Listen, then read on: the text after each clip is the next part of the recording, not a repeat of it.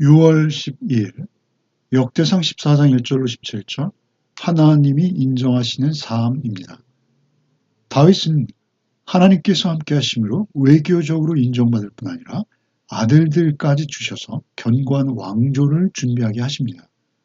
또한 하나님께서 함께 하심으로 두 번의 전쟁에서도 모두 승리하는 전과를 거두고 있죠.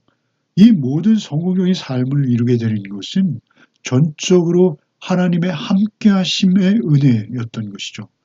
오늘날 우리 성도의 삶도 동일합니다. 우리가 가정에서, 직장에서, 교회에서 혹시 중심에 선 사람처럼 책임지는 일을 감당할 수 있는 자리에 세워질 수 있습니다. 그러나 그 기회는 단순히 나 자신을 높이시는 것이 아니라 하나님의 임재에 반응하는 기회가 되는 것이죠. 먼저 1절로 7절을 읽겠습니다.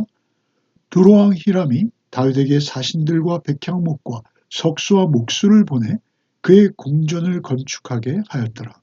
다윗이 여호와께서 자기를 이스라엘의 왕으로 삼으신 줄을 깨달았으니 이는 그의 백성 이스라엘을 위하여 그의 나라가 높이 들림을 받았음을 알미였더라.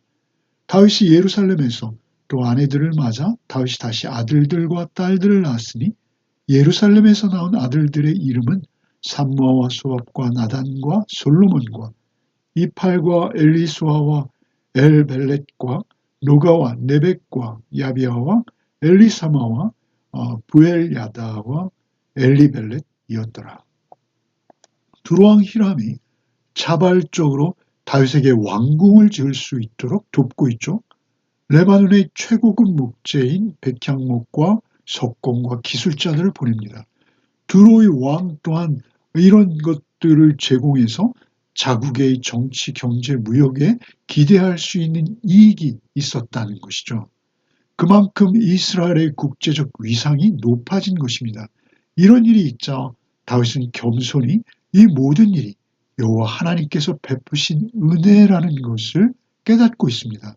자기 스스로의 힘과 능력으로 이룬 것이 아니라는 것입니다. 하나님께서 높이신 것을 깨닫는 것이요. 여기서 깨닫는다라는 이 표현은 히브리어의 야다입니다. 보통 사용되는 나카르라는 단어와 달리 야다는 경험을 통해서 깊고 심오한 인식을 새롭게 얻는 것이요. 모든 성공의 근원이 하나님께 있음을 받아들이는 겸손한 반응이요 태도인 것입니다. 야다는 경험이죠. 자신만이 아니라 자신과는 비교할 수도 없는 이스라엘 백성 전체와 또한 그 나라, 하나님의 나라를 높이 들어주셨다라는 것을 깨닫는 것이죠. 하나님의 나라요, 하나님께서 세우시는 나라라는 것을 깨달은 것입니다.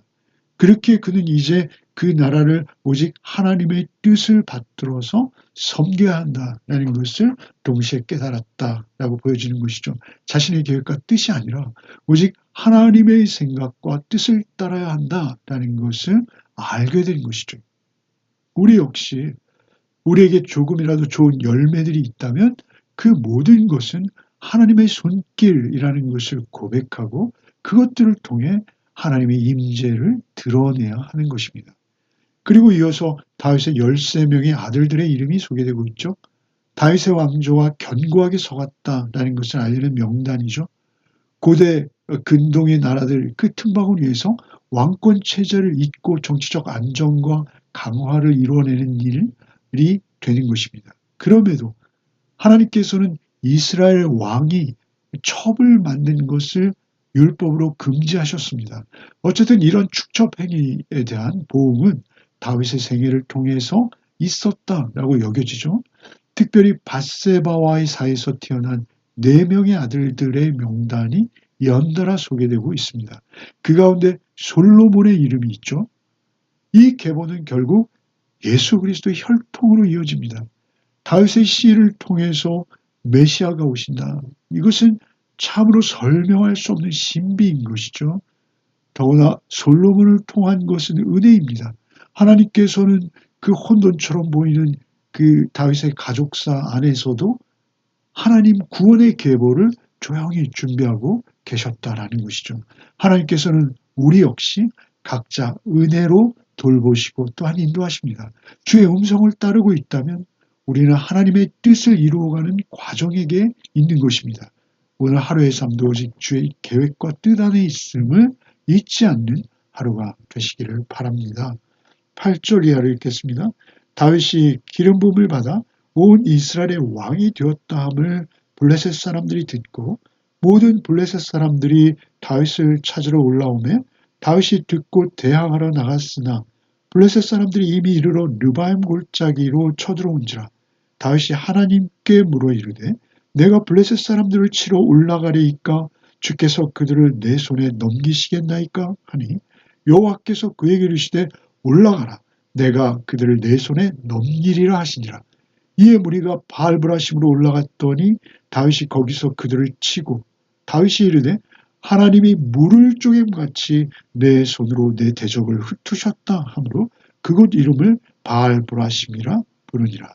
블레셋 사람이 그들의 우상을 그곳에 버렸으므로 다윗이 명령하여 불에 사르니라. 다윗이 기름 부음을 받아 온 이스라엘의 왕이 되었다라는 소식이 블레셋에게 들려오자 그들은 다윗을 죽이려고 전쟁을 일으킵니다. 하나님께서 기름을 부으셨다 해서 싸움이 없어지는 것이 아닙니다. 오히려 기름 부음을 받자 싸움이 시작되는 것이죠. 영적 전쟁은 하나님의 사람들이 자기의 자리를 잡을 때 오히려 이제 시작되는 것입니다. 다윗은 도망하지 않습니다. 자신의 자리를 잡고 싸움에 맞서기 시작하는 것이죠. 한편 블레셋은 다윗의 자신의 영토 시글락에 피해 있던 자로 아주 사소하게 여겼죠. 언제든지 죽일 수 있다라고 여겼습니다. 오히려 사울을 견제하려는 속셈으로 다윗을 보호하기까지 했죠. 그러나 이제 오히려 사울보다 위험한 세력으로 커갈 수 있다라는 생각을 한 것이죠. 그리고 다윗을 죽이러 올라온 것입니다. 다윗은 바로 이 전쟁에 임하는 것이죠. 그러나 하나님께 여쭙고 있습니다. 내가 블레셋 사람을 치러 올라가리까? 주께서 그들을 내 손에 넘기시겠나이까? 묻는 것이죠. 이스라엘은 하나님의 나라입니다. 또한 자신 또한 하나님께서 기름 부으시고 세워주시는 것을 다윗은 잘 알고 있습니다. 그렇게 하나님께 여쭙자 하나님께서 올라가라. 내가 그들을 내 손에 넘기리라 응답하십니다. 그 말씀에 온전히 순종함으로 전쟁에 임할 때 그는 마치 하나님께서 물을 쪼개는 것 같이 홍해를 갈라버리시는 것과 같이 자기의 손으로 그 대적들을 흩어버리시는 것을 경험하는 것이죠. 그들을 흩으신 것입니다. 그래서 바알브라심이라고 부르는 것이죠. 하나님께서 흩으셨다는 것이죠. 주께서 흩으셨다. 그들이 흩어질 때 얼마나 급했는지 그들은 자기의 우상을 전쟁터에 버리고 달아납니다. 자신들의 승리를 기원하고자 우상을 들고 전쟁터에 나온 것이죠. 다윗은 그 우상을 불로 태웁니다. 이것은 단지 군사적인 승리가 아니라는 것입니다. 영적 승리요, 그 영적 정결 작업인 것이죠. 이 전쟁은 하나님께서 우상을 태워버리시는 전쟁이 되는 것입니다. 사울은 오히려 신들린 자를 의지하고 하나님을 등졌을 때 그 목이 달아나 오히려 우상의 신전에 바쳐졌죠. 그러나 이제는 역전된 것입니다. 다윗이 하나님만을 전적으로 의지하자 하나님께서는 그들의 우상을 불태워버리시고 하나님의 나라를 굳건히 세워가시는 것입니다. 하나님께서는 우리를 통해서도 하나님의 나라를 세우시고 확장하기 원하십니다. 우리가 하나님을 전적으로 의지할 때 우리의 우상들은 불타는 일이 일어날 것이죠. 13절 이하를 읽겠습니다. 블레셋 사람들이 다시 골짜기를 침범한지라 다윗이 또 하나님께 묻자온데 하나님이 이르시되 마주 올라가지 말고 그들 뒤로 돌아 뽕나무 숲을 맞은편에서 그들을 기습하되 뽕나무 꼭대기에서 걸음 걷는 소리가 들리거든 곧 나가서 싸우라. 너보다 하나님이 앞서 나가서 블레셋 사람들의 군대를 치리라 하시니라. 이에 다윗이 하나님의 명령대로 행하여 블레셋 사람들의 군대를 쳐서 기본에서부터 게셀까지 이르렀더니 다윗의 명성이 온 세상에 퍼졌고 여호와께서 모든 이방 민족으로 그를 두려워하게 하셨더라. 블레셋이 다시 올라오는 것이죠. 그러자 다윗이 이번에도 어김없이 하나님께 여쭙고 있습니다. 지난번에도 이겼으니까 이번에도 그대로 하자. 이렇게 당연히 여기지 않는다는 것이죠. 하나님께서는 동일한 상황에서도 얼마든지 다른 방식으로 응답하실 수 있다라는 것이죠. 믿음은 어떤 고정된 수학 공식과 같지 않다라는 것입니다. 매 순간 하나님의 뜻을 구하는 것이 믿음입니다. 믿음은 하나님과 살아있는 관계를 맺는 것이 신앙인 것이죠. 다윗은 매 순간 하나님의 뜻을 구하고 있습니다. 하나님께서 이번에는 전혀 다른 작전을 구체적으로 일러주시죠.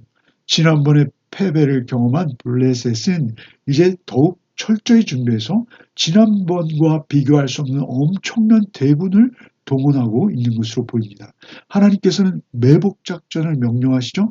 적의 수가 너무 많아서 중과 부족일 때 구사하는 작전이 매복인 것이죠.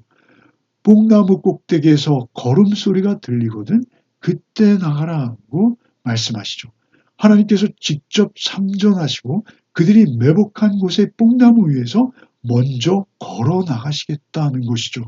그 걸음소리가 들리거든 그때 너희는 나를 따라서 공격하라. 나를 따라오라. 라고 명령하시는 것이죠. 그들은 자신의 머리 위에서 하나님께서 걸으시는 소리를 듣고자 귀 기울였고 경이롭게도 하나님의 걸음소리를 듣게 되는 것이죠. 하나님이 그들과 앞서서 먼저 나가시는 것입니다. 그 바람 소리처럼 들려왔을 것일까요? 그 걸음은 그들이 싸움터에서 하나님이 앞서 행하시는 것을 경험하는 신비로운 증거인 것이죠. 이것은 단순한 전술이 아니라 다윗의 영혼이 하나님의 임재에 민감하게 반응하고 있고 그 군사들의 귀가 하나님을 향해 열려 있다라는 것입니다. 그때 나가라 라는 말씀, 이것은 우리의 삶에도 때가 찼을 때 순종하라 라는 하나님의 신호가 될 수 있는 것이죠.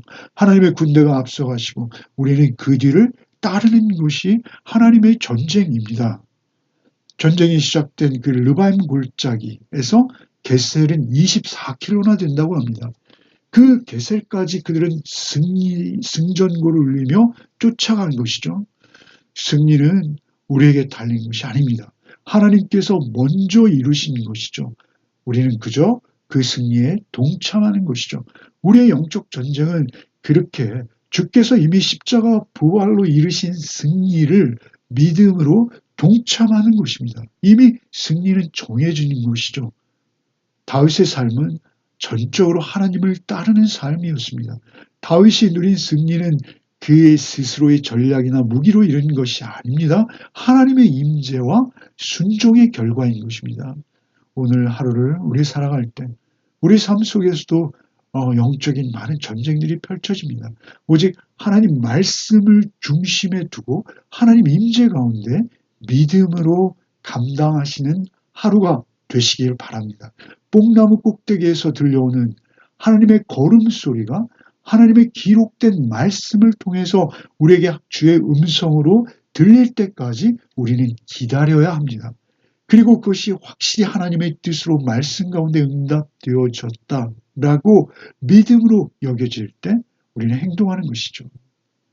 하나님의 음성이 들려올 때는 돌파하시는 하나님께서 앞서가시는 것입니다. 우리는 그저 하나님을 쫓아서 앞서 행하시는 하나님을 경험하기만 하면 되는 것이죠. 이런 복이 저와 여러분에게 있기를 바랍니다.